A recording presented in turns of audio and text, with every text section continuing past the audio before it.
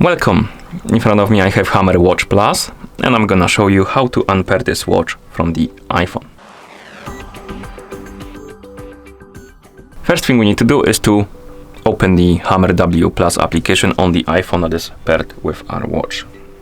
In the app you should see the health page. Now tap on devices and here you should see your HW Plus watch on the device page. Now tap on it right here under the device management.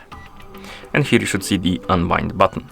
Tap on it, tap on unbind, and tap on unbind to confirm. Tap on confirm. If you see this pop-up on the screen, tap on OK. It will direct you to the settings. Now tap on Bluetooth, select the HW Plus, or rather find the HW Plus 01AE 01AE next to the device. Tap on the info icon. Then tap on forget this device and tap on forget device. And now we can close the settings. As you can see, the watch basically reset to the factory default settings. And that's how you unpair this watch from the iPhone. Thank you for watching. If you found this video helpful, please consider subscribing to our channel and leaving a like on the video.